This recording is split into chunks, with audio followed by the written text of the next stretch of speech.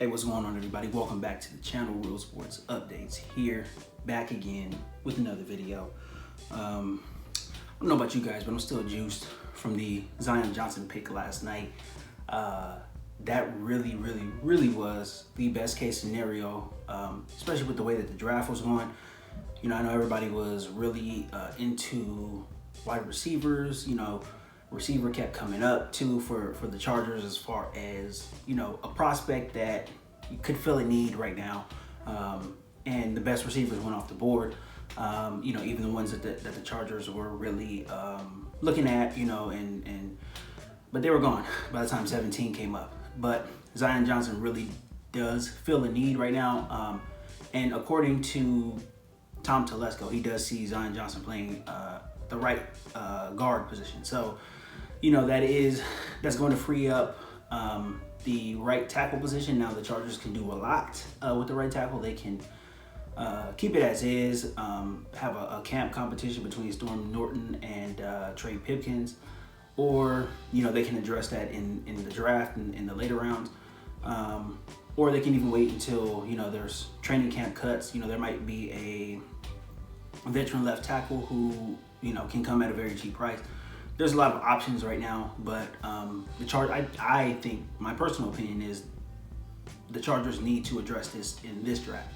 Now, it doesn't have to be right away, but, you know, you can pick out a guy that you like, you know, maybe 4th, 5th round or whatever, get him in camp, see what he does, and then you can really evaluate your options there. You know, if you really have to go out somewhere else, you know, maybe you can work a trade or with the team who is, you know, over the cap a little bit. But there's a lot of different options for that right tackle position, and I think that is probably, you know, just without outright drafting a right tackle, with outright filling the position, I think that is the best situation for the Chargers to be in right now as of this time. So, you know, it is a position that needs to get filled, but with the options that the team has, you know, I do feel optimistic as a fan.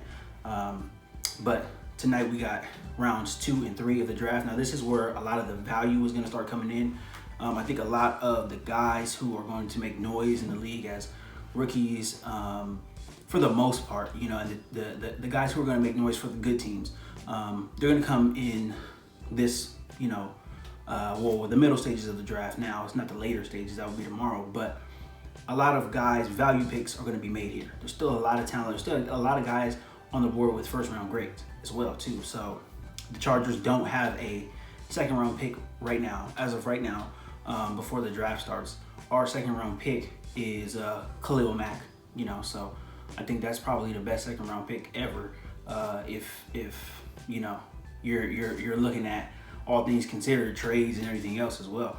But there is going to be some value though today and tomorrow, and I kind of want to get into some names, specifically names that are going to fill positions of need that the Chargers have right now. So, you know, everybody was talking about wide receiver. There wasn't a wide receiver that the Chargers were really into that was available at 17, right? If you were going to take a wide receiver at the position that the Chargers were in yesterday, you would have been reaching.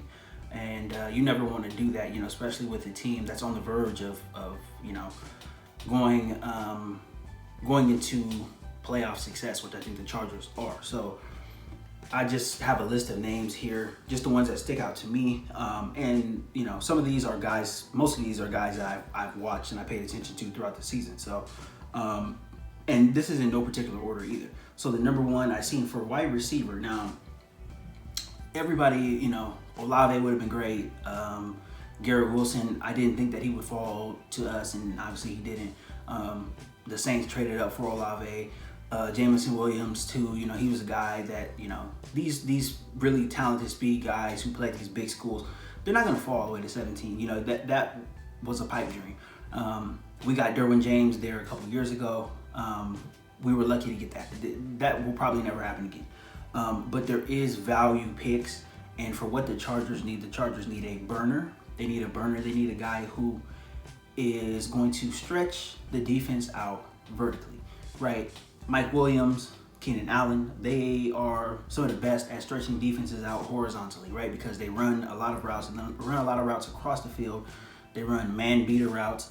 You know, they run routes where they sit down in zone and wait for the ball. Like, they do a really good job of stretching the defense out horizontally. The one thing that we're missing, though, and the Chargers are missing, is a vertical threat, a guy who can stretch the field. You know, take your safety, your safety who's playing the deepest part of the field, and really put pressure on him, and, you know, run routes and stack up on him, and have Herbert, you know, throw the ball over the defense. That's what the Chargers are missing. But my pick, and I don't know when the Chargers would make this. I don't know if he would be there in the third round when they pick at 79, but Bayless Jones Jr. Out of Tennessee. Now, he is a guy, he played a couple years at Tennessee, but he was originally a USC Trojan. I watched him play many games for the Trojans, bad Trojans teams, but he always stood out because he was a speed guy. You know, he was returning kicks, he was returning punts, and he would be the guy stretching the defense down the field. He ran 4.31, 4.32 at the combine. He's a very fast speed guy. He is a guy, if you draft him, you bring him in, he's automatically the fastest player on your team. So, and this is a guy, you know, he can go down the field, make the long catches, and he's a guy, you don't really have to pressure him to get out there and, you know, like I said, give you 85 catches a year. He doesn't have to do that. He has a role to fill as far as stretching the defense, and that's a role that he can fill with the you know, the second year in the offense. The more continuity that the offensive guys have, Justin Herbert, everybody else, he can do a lot of other things as well too. You can kind of use him, you know, like Tyreek Hill, not necessarily in the same manner as Tyreek Hill, but a la Tyreek Hill, you can do a lot of things with him. You know, give him handoffs. You know, he's running the jet sweeps. You can do that type of stuff with him. This is the type of stuff that he did in college, and he's very fast, and he can get down the field in a hurry. So I think that would definitely be a value pick. And he's a guy too, you can also, you know, work with him. He can also continue to get better, continue to be a better route runner, you know, pick up a lot of things from Keenan Allen, pick up things from Mike Williams and all that stuff. You know, you drafted Josh Palmer last year in the third round. So Bayless Jones would be a value pick. He would definitely be a value pick. And he's a fast guy. You know, you just asked him to run down the field, and he doesn't have to catch everything either. He can just run down the field and stretch the defense out and, you know, create room, create space for, you know, the underneath receiver. So I think that would definitely be a big value pick for the Chargers. As far as offensive line too, I just talked about it right now. And I don't think that he will be around in the third round unless the Chargers want to trade and get another pick in the third round, possibly in the second round, whatever. But Kalen Deich, I think, I can't remember how it's pronounced, but tackle out of Arizona State. Watched a lot of him this year too. Being an SC fan, I watched a lot of Pac-12 football, a lot of Pac-12 After Dark. This guy popped out on your screen. He played left tackle, but I think he can play the right side as well too. And you know, no matter what team takes him, he'll probably be asked to play the right side, depending on what team takes him as well too. So, but he is a big guy, long arms, very strong. You know, I think he has to improve a little bit on his pad level, because he does seem, I think he's like 6'5" or something like that. But every time you see him play, he's blocking. He's making, you know, his blocks. His technique is okay, but his pad level is always high. But I think that's something that you can work on. So it's not like one of these things where he's like so sloppy that, you know, you have to bench him or whatever. I think that's something that he can work on, and I think it's something that he can get better at, especially in training camp. So I think that would definitely be a value pick if he is around, or if the Chargers decide to move up and take him. You know, but we'll see what happens with the offensive lineman group. Now, more depth at defensive tackle is another thing that the Chargers really have to look at, and I think they will address it in this draft. A guy that comes to mind for me, Jayden Peavy, defensive tackle out of Texas A&M. I think he's like 6'4", 6'5", like 310 or whatever. He's, you know, typical prototypical size. He has pretty good moves as far as like pass rushing moves and stuff like that. He did create a lot of havoc in the SEC, and I think that's another thing that, you know, you have to take into account. The SEC guys, you can look at them a little differently because they were playing against a lot of offensive linemen, a lot of NFL offensive linemen. You know, the skill position players that they were forced to go up against were a lot of these guys are getting drafted and they're going to be in the league now. So he did cause a lot of havoc.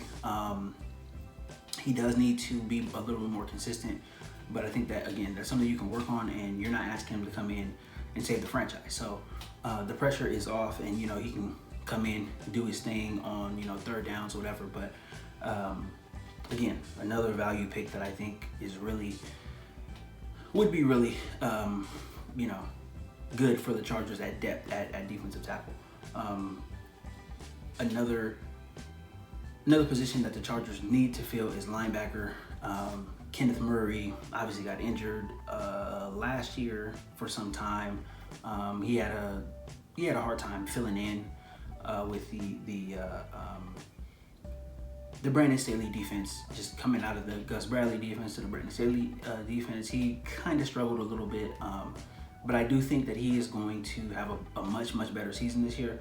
But there is not much depth at the linebacker position, especially with the loss of Kaiser White to Philadelphia. So Malcolm Rodriguez out of Oklahoma State, he's a guy I watched a lot of. He was always around the ball, he is a bigger dude. He's, you know, prototypical size, but again, always around the ball and great in the run game. He's a really great run stopping linebacker. Always around the line of scrimmage, always around a ball carrier. And I think that's definitely something that the Chargers need. Now, you do want your linebackers to be able to do both, to be able to cover and stuff like that. But considering how bad the Chargers were at stopping the run last year, give me a run stopping linebacker. And, you know, we'll figure the rest out on third down or whatever. We'll you know, sub in the DB, we'll go dime, whatever it is. But give me a run stopping linebacker, please. We'll take that. That's exactly what the doctor ordered. So that's that. This last one here is a little bit more of a pipe dream. I do not think that he will be around. I think the only way that the Chargers can get this guy is if they end up trading up into the second round for him. But Drake Jackson, an edge player out of USC, he is very, I think, raw right now. He's a little raw, and he does not really have the moves. He doesn't have the pass rushing moves that I think, you know, an impact guy would have, like in the first round or whatever. But this guy is raw, but he's big and he's talented and he's athletic. He's like 6'4", and again, he's another USC guy. I watched him as a freshman. He was like 6'4", like 270 as a freshman. He looked like an NFL player as a freshman, 18, 19-year-old. But since that point, you know, he has gotten in better shape. I think he's like 255 now, 6'4", 255. Long arms, long legs. He looks like he's able to bend really well too. So he's a guy that I think the Chargers can use. Obviously, you know, you have Khalil Mack and Joey Bosa and all that stuff, but you can never have enough depth at any defensive position, really. So this dude would definitely make a difference, you know, especially if, you know, you put him in with the second unit, or not necessarily the second unit, but, you know, when they sub defensive line in, you know, he's a guy, he can come in, he can make a lot happen. He's very good. You know, even when he doesn't get to the quarterback, he'll put his hands up. He knocked down a lot of balls at SC, and he seems to fit. He seems to fit really well in a 3-4, because he is a stand-up, you know, linebacker / defensive end in a 3-4. So he would fit in perfect with his defense. But again, I don't think that he's going to be there, you know, in the third round, fourth round, whatever. I think he's going to be gone in the second round. So it's a little bit more of a pipe dream, but he would fit in. He would fit in perfectly. And you know, any of these guys, you know, like I said, there was no order. It's just 5 guys who I think could be value picks, and they could be there in the third round, the fourth round. Like I said, I don't think Drake Jackson makes it out of the second round, but who knows? We'll see when the draft. We'll see when it happens. You know, we'll see second and third round. We'll see how it goes tonight, and then we'll know more as far as who the Chargers can target to round out, you know, the draft class, and you know, who they feel can really help a position group that needs help. But that's pretty much all I got for this one, guys. day 2 of the draft getting ready to start here in a few hours. Look for some more movement, man. I don't know if the Chargers want to get back into the second round. They might be content with just picking at 73. Maybe they want another 3rd round pick or whatever, but teams are open for business, so that's something to look out for. And if the Chargers really like any one of these guys, I wouldn't be surprised if they traded up to get another pick to secure you know, their selection of one of these guys, or even somebody else that they might be high on. But that's all I got for this one, guys. Enjoy the draft, and hopefully the Chargers can continue you know, adding talent and continuing to assure that this team is going to have enough talent on you know, the personnel level to be able to compete, win the division, and hopefully have a long playoff run. So but I'm excited, I'm juiced, ready to go, day 2, and yeah, let's get it. But that's all I got for this one, guys. Be sure to please like this video, please subscribe to the channel. Definitely gonna have more content coming out soon, so thank you guys for all the support, all the likes, comments, everything, and I'll see you later.